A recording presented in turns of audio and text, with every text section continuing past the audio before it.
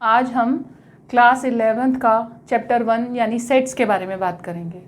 Sets के बारे में आज हम रिप्रेजेंटेशन, क्या तो सेट्स होते हैं, कैसे उन्हें रिप्रेजेंट किया जाता है, क्या उनकी डिनोट करने का तरीका होता है, वो सभी कुछ हम आज इसमें डिस्कस करेंगे। कुछ एग्जाम्पल्स डिस्कस करेंगे और साथ में कुछ मैथमेटिकल सेट्स के बारे में भी मैं आपको बताऊंगी। तो सबसे पहले मैंने सेट्स की डेफिनेशन आपके लिए लिखी हुई है, उसको पढ़ते हैं। A set is a well defined collection of objects. एक सेट क्या होता है? सेट एक वेल डिफाइंड कलेक्शन है ऑब्जेक्ट्स का या एलिमेंट्स का या मेंबर्स का। जैसे कि आपने डे टू डे लाइफ में देखा होगा, आपके घर में आप जब अपने मदर्स को देखते हैं, वो सेट्स पहनती हैं, तो उनके सेट में क्या होता है? सिमिलर टाइप के ईयररिंग्स हैं, फिर उसमें एक नेकलेस है या बैंगल्स हैं, इस तरीके से सेट होता है। तो वो सिमिलर टाइप की चीज़ों का कलेक्शन है, वो एक सेट है। इसी तरह क्रॉकरी घर में आप जो यूज़ करते हैं, उसी से उसको भी आपने देखा होगा, तो उसमें क्या है कि बहुत सारे कप्स होते हैं एक टाइप के, कई बार उसमें उसके साथ में एक केटल भी होती है, तो वो भी एक सेट है। यानी कि कुछ ऑब्जेक्ट्स या एलिमेंट्स का कलेक्शन जिसमें हम सिमिलर प्रॉपर्टीज़ फाइंड आउट करते हैं, वो एक कलेक्शन है, एक well defined collection of objects. अगर डिफाइंड नहीं है तो वो एक कलेक्शन है, अगर वो प्रॉपरली डिफाइंड है तभी हम उसे मैथमेटिकली उसको हम एक सेट कह सकते हैं। ये आप आगे आगे कुछ एग्जाम्पल से आप इसको समझेंगे भी। तो सबसे पहले हम आपको सेट के बारे में ये बताएं कि सेट को आप लिखोगे कैसे, रिप्रेजेंट कैसे करोगे। उसके लिए मैंने कुछ इंपॉर्टेंट पॉइंट्स आपके लिए लिखे हैं, वो मैं आपको बताती हूँ। सबसे पहले sets are denoted by capital letters. Sets को हम कैपिटल लेटर से डिनोट करते हैं। ए बी सी डी से लेकर जेड तक हम कुछ भी यूज़ करें, हम उसे कैपिटल लेटर में ही लिखेंगे। Number 2, elements are represented by small letters. Elements को हम स्मॉल लेटर्स से रिप्रेजेंट करते हैं। ये एक जनरल टर्म है, लेकिन अगर हमें कोई कंडीशन दी गई है तो हम उसके अकॉर्डिंग ही काम करते हैं। ऐसा नहीं है कि ये कोई हार्ड एंड फास्ट रूल है कि हम स्मॉल लेटर्स ही इस्तेमाल करेंगे हमेशा। कई बार ऐसा होता है कि हम कैपिटल लेटर्स का भी इस्तेमाल करते हैं, जैसा हमें कंडीशन दी गई है। नंबर 3, एपिसिलन। एपिसिलन का इस्तेमाल हम इसमें यहाँ पर बिलोंग्स टू के लिए करेंगे। एपिसिलन एक ग्रीक लेटर है जिसका हम यहाँ पर यूज़ करेंगे। इसके लिए epsilon is used for belongs to. Belongs to के लिए हम एपिसिलन का यूज़ करते हैं। इसका मतलब है a belongs to capital A जब हमने लिखा तो it can be read as a belongs to small a belongs to capital A, जहाँ पे स्मॉल ए मैंने एक एलिमेंट लिया है जो कि सेट कैपिटल ए में बिलोंग करता है। क्योंकि सेट कैपिटल ए सेट को रिप्रेजेंट करते हैं हम कैपिटल लेटर से, एलिमेंट्स को स्मॉल लेटर से रिप्रेजेंट करते हैं। तो इसी तरीके से मैंने यहाँ पर आपके लिए ये लिखा है, ये लिया है। Number 4, elements are also called member and object. Elements को, जो सेट के अंदर के एलिमेंट्स हैं, जो उसका कंटेंट है, जो उसमें लिखे गए हैं, वो सब को भी हम मेंबर या ऑब्जेक्ट कहकर भी पुकारते हैं। उसको हम एलिमेंट्स को मेंबर या ऑब्जेक्ट भी कहते हैं। नंबर 5, ये करली ब्रैकेट्स हैं जिनका इस्तेमाल हम सेट डिनोट करने के लिए करते हैं। जितने भी एलिमेंट्स हैं उन्हें जब हम लिखते हैं तो हम उन्हें करली ब्रैकेट्स के अंदर बंद करते हैं। ये बातें आपको समझ में आ गई होंगी। ये सेट को डिनोट करने की आपको मैंने कुछ बेसिक बातें बताई। अब बात करते हैं हम सेट रिप्रेजेंटेशन की। सेट रिप्रेजेंटेशन के लिए हमें 2 तरीके बताए गए हैं, वो मैंने आपके लिए यहाँ पर लिखे हुए हैं। सबसे पहला है टेब्यूलर फॉर्म, या इसे हम रोस्टर फॉर्म भी कहते हैं। तो जैसे इसका नाम आपको समझ में आ गया होगा कि टेब्यूलर का मतलब टेबल बनाना या लिस्टिंग करना, इस तरीके से ये है। और दूसरा है सेट बिल्डर फॉर्म। ये दोनों फॉर्म्स हम अभी डिस्कस करेंगे। सबसे पहले टेब्यूलर फॉर्म या रोस्टर फॉर्म। टेबुलर फॉर्म में जिस तरह से टेबुलर फॉर्म के बारे में मैं बात कर रही हूँ, तो हम इसमें टेबल या लिस्टिंग करते हैं एलिमेंट्स की। तो जितना कलेक्शन है, जितने भी उसमें ऑब्जेक्ट्स या एलिमेंट्स हैं, उन सबको हम एनलिस्ट करते हैं। करली ब्रैकेट्स के अंदर उन सारे एलिमेंट्स को हम लिख देते हैं। जैसे कि ऑल, मैंने यहाँ पर आपके लिए कुछ पॉइंट्स लिखे हैं, जैसे ये देखो, all written elements are separated by commas. For example, जैसे करली ब्रैकेट स्टार्ट हुआ 1 2 3 4 5, और करली ब्रैकेट क्लोज्ड। ये एक फॉर्म है टेब्यूलर फॉर्म।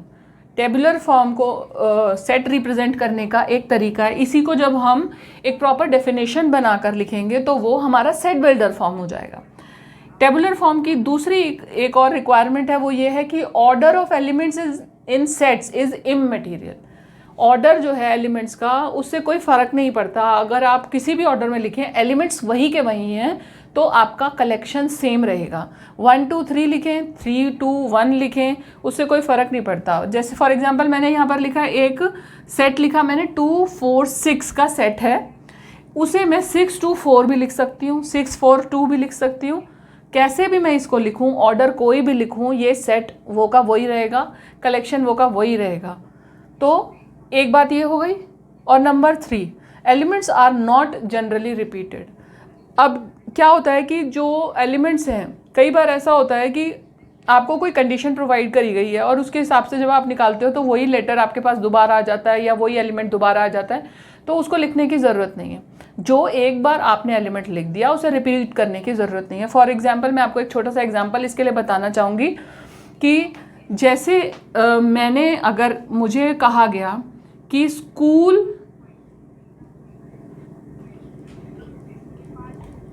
के एलिमेंट्स को एनलिस्ट करना है, टेब्यूलर फॉर्म में हमें लिखना है, तो हम क्या करेंगे, हमने ए लिखा, करली ब्रैकेट स्टार्ट कर दिए, और इसके जितने भी अल्फ़ाबेट्स इसमें यूज़ हुए हैं, जो लेटर्स इसमें यूज़ हुए हैं, हम उन्हें जब लिखेंगे तो हम कैसे लिखेंगे। सबसे पहला है एस, हमने लिखा एस। उसके बाद है सी, हमने लिखा सी। फिर हमने लिखा एच, उसके बाद लिखा ओ। अब दोबारा ओ आया 2 बार, लेकिन हम उसे एक ही बार लिखेंगे, दोबारा लिखने की ज़रूरत नहीं है। अगर आपसे कोई पूछता है कि भाई क्या क्या लेटर्स आपने यूज़ करे इसको बनाने में, तो आप ये थोड़ी बोलोगे कि एक बार हमने एस यूज़ करा, एक बार हमने सी यूज़ करा, हमने एक बार एच यूज़ करा, एक बार ओ, 2 बार ओ यूज़ करा, एक बार एल यूज़ करा। तो हम क्या कहेंगे, वो लेटर्स हमने क्या बोला, हमने कौन कौन से लेटर्स यूज़ करे, S C H O L, इन सारे लेटर्स का यूज़ करके हमने स्कूल बना दिया। Got it? आपको ये बात समझ में आ गई। नेक्स्ट चीज़ है हमारे पास set builder form. Set builder form जो होती है वो इसकी डेफिनेशन के जैसी ही है कि जो डेफिनेशन है उसमें आप एक कॉमन प्रॉपर्टी लेते हैं सारे एलिमेंट्स की, और एक ऐसी डेफिनेशन बना लेते हैं जिसमें सारे एलिमेंट्स फिट होते हैं, तो वो जो है वो एक सेट बिल्डर फॉर्म है। अगर मान लो मेरे पास ये है, मैंने एक एग्जांपल जो टेबुलर फॉर्म में लिखा है उसी को मैं सेट बिल्डर फॉर्म में आपको लिख कर दिखाती हूँ कि यहाँ पर मैंने एक एग्जांपल लिया है 1 2 3 4 5। ये जो है ये टेबुलर फॉर्म है। इसी को जब मैं यहाँ सेट बिल्डर फॉर्म में लिखूँगी तो कैसे लिखूँगी, मैंने करली ब्रैकेट स्टार्ट किए, इसको मैंने एक रैंडम वेरिएबल लिख दिया x, सच दैट x को मैंने माना n। अब वैसे आप क्या कहोगे, अगर आपको इसको रीड करते हो तो आपके पास एक कॉमन प्रॉपर्टी क्या है इसकी, कोई कंडीशन कोई प्रॉपर्टी अगर आप इस पर लगाते हो तो एक जनरल वे में कोई भी जनरली इसको कैसे यूज़ करेगा, कोई भी लेमैन जब कहेगा तो वो क्या कहेगा, वो कहेगा x सच दैट x जो है is a natural number less than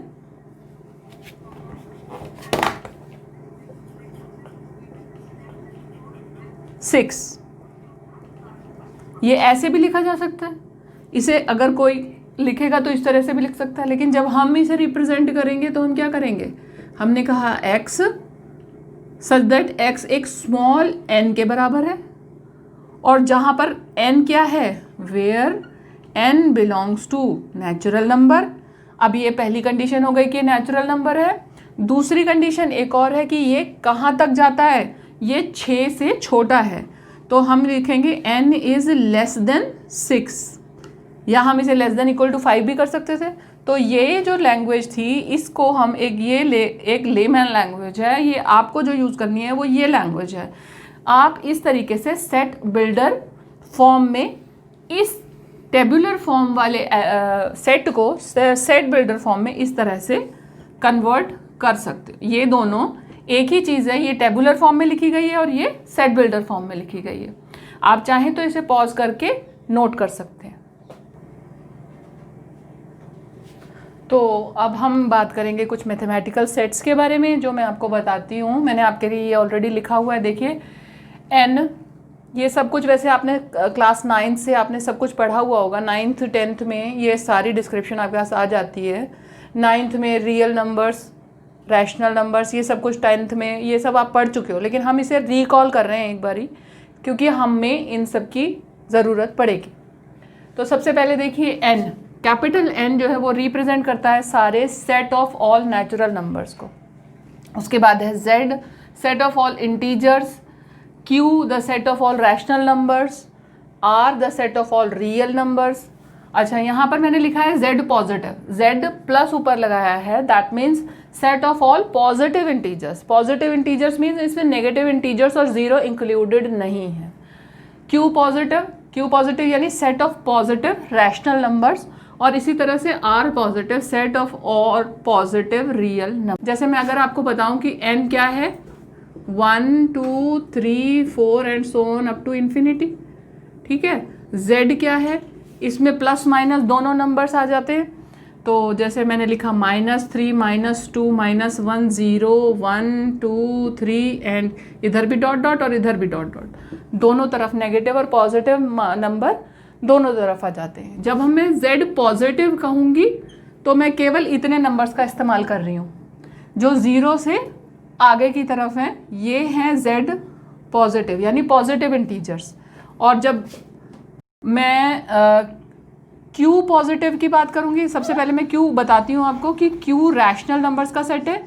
Q जो है रैशनल नंबर्स का सेट होता है, हमें उसकी डेफिनेशन पता है कि नंबर जो कि P/Q की फॉर्म में डिनोट किए जा सकते हैं, और where P and Q both are integers. ये सभी को पता होगा, लेकिन हम इसे एक बार रिकॉल कर रहे हैं। सिमिलरली इसको हमने Q पॉजिटिव कह दिया, तो Q पॉजिटिव का मतलब है जितने भी ये नंबर हैं ये सब पॉजिटिव जितने भी होंगे हम उन्हें यूज़ करेंगे, नेगेटिव को यूज़ नहीं करेंगे।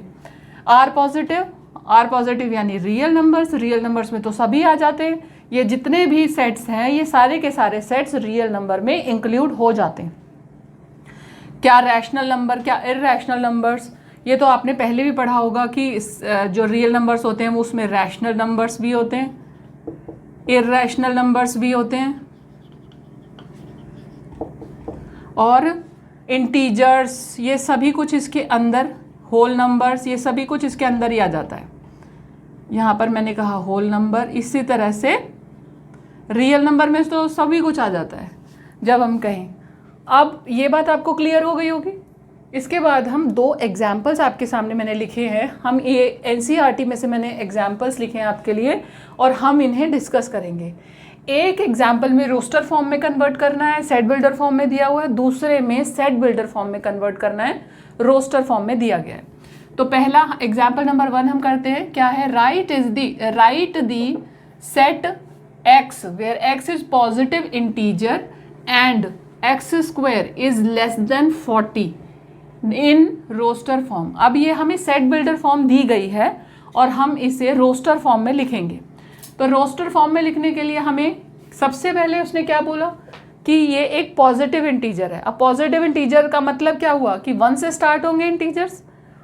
मैंने अभी थोड़ी देर पहले आपको बताया कि पॉजिटिव इंटीजर्स यानी Z प्लस का जो Z पॉजिटिव का जो वो है कलेक्शन है वो 1 से स्टार्ट होता है। ये सारे के सारे, या समझ लो इसको आप नेचुरल नंबर भी कह सकते हो। तो ये जो है ये 1 से स्टार्ट होगा, तो हमारा जो मिनिमम वैल्यू हम 1 से स्टार्ट करेंगे। तो हमने इसको डिनोट कर दिया, मान लो कैपिटल A से, फिर हमने करली ब्रैकेट्स लगाए, और सबसे पहले, और हमें एक कंडीशन और दी गई है, x square is less than 40। इस कंडीशन को हम यहाँ पर करके देखेंगे। सबसे पहला हमने 1 की वैल्यू ली, यहाँ पर 1 ले लिया, 1 को हमने 1 का स्क्वायर किया तो 1 तो 1 है, 40 से लेस है, आ गया। नंबर 2, अब 2 लिया, 2 का स्क्वायर लिया, 2 का स्क्वायर कितना होगा 4, ये भी इंक्लूड हो गया। अब लिया हमने 3 का स्क्वायर कितना होगा, 3 3 ज़ा 9, ये भी 40 से लेस है, इसे भी लिख दिया। 4 का स्क्वायर किया हमने, 4 का स्क्वायर कितना होगा 16, तो इसे भी हमने लिख दिया। 5 का स्क्वायर कितना होगा 25, 25 भी लिख दिया। 6 का स्क्वायर कितना होगा 36, 36 भी लिख दिया। अब लिया हमने 7 का स्क्वायर कितना है 49, 49 40 से बड़ा है, ये कंडीशन में फिट नहीं होता। तो हमारा यहाँ पर ये जो है, यहाँ पर जो हमने ये कलेक्शन बनाया यहाँ पर ख़त्म हो जाता है। ये हमने रोस्टर फॉर्म में कन्वर्ट कर दिया। कलेक्शन में जो कंडीशन थी देखिए हमने वो लगा दी। इसमें सबसे पहले हमने कहा पॉजिटिव इंटीजर होना चाहिए, तो पॉजिटिव इंटीजर 1 से स्टार्ट होते हैं। उसके बाद इन्होंने दिया हुआ है कि x square is less than 40, यानी कि उसका स्क्वायर जो है वो 40 से कम होना चाहिए। तो हमने 1 बाय 1 करके देखा। 6 के बाद 6 तक के जितने भी स्क्वायर्स थे वो 40 से कम थे, तो वो ही इस कलेक्शन में आए। 7 का स्क्वायर 49 होने के कारण उसमें नहीं आ सकता, तो ये हमारी रोस्टर फॉर्म बन गई। अब एक और एग्जाम्पल हम करेंगे जिसमें इसका रेसिप्रोकल है, एक तरह का रिवर्स है, कि इसमें हमें एक रोस्टर फॉर्म दी गई है और हमें उसे सेट बिल्डर फॉर्म में कन्वर्ट करना है। तो वो कैसे करेंगे हम? रोस्टर फॉर्म है 1, 4, 9, 16, 25। अब इस पर हम अप्लाई करके देख लेते हैं, कुछ थोड़ा सा हमें हिट एंड ट्रायल भी करना पड़ता है। तो हमने यहाँ पे लिखा ए ब्रैकेट स्टार्ट किया। सबसे पहले हमने एक रैंडम रिप्रेजेंटेशन एलिमेंट ले लिया x, सच दैट x, अब ये सब के सब क्या है पॉजिटिव है, तो x तो वैसे भी बिलोंग करे, x इज इक्वल टू हमने स्मॉल n ले लिया, ठीक है। और हमने पहले क्या बनाकर देखा, हम यहाँ पर एक रफ वर्क कर लेते हैं। रफ वर्क में हमने देखा 1 का स्क्वायर 1, 2 का स्क्वायर 4, 3 का स्क्वायर 9, 4 का स्क्वायर 16, 5 का स्क्वायर 25 एंड सो ऑन। ये हमारे पास आ गया। तो जो हमारे एलिमेंट्स हैं वो क्या हैं, वो ये सब हैं। तो हमने इसको लिया n स्क्वायर, x को हमने लिया n स्क्वायर, यानी कि जो जैसे जैसे हमारे नेचुरल नंबर्स बढ़ेंगे हम इसे नेचुरल नंबर काउंट करेंगे, where n belongs to capital N, ठीक है। तो अब इन्होंने आगे डैश डैश दिया, यानी कि ये कंटिन्यूड है, तो हमारे पास कोई लिमिटेशन नहीं है इसकी, इसीलिए हमने कोई लिमिट नहीं लगाई, लेस देन मोर देन ऐसी कोई लिमिट नहीं लगेगी। ये हमारे पास सेट बिल्डर फॉर्म तैयार हो गया। इसके लिए हमने पहले यहाँ पर हमने रफ में करके देखा कि हमारा हर एलिमेंट इसमें फिट हो रहा है, उसके बाद हमने इसे इस लैंग्वेज में बना दिया। तो ये आपकी समझ में आ गया होगा। अब आप इसको एक बार फिर से रिपीट कर ले, x is equal to n square where n belongs to natural number. ये सभी के सभी n है। हम इसे z पॉजिटिव भी लिख सकते हैं, अगर हम चाहें तो इसे z प्लस भी लिख सकते हैं, ठीक है। आज की हमारी वीडियो यहीं तक। नेक्स्ट वीडियो में हम आपको एक्सरसाइज 1.1 के बारे में सॉल्यूशंस बताएंगे।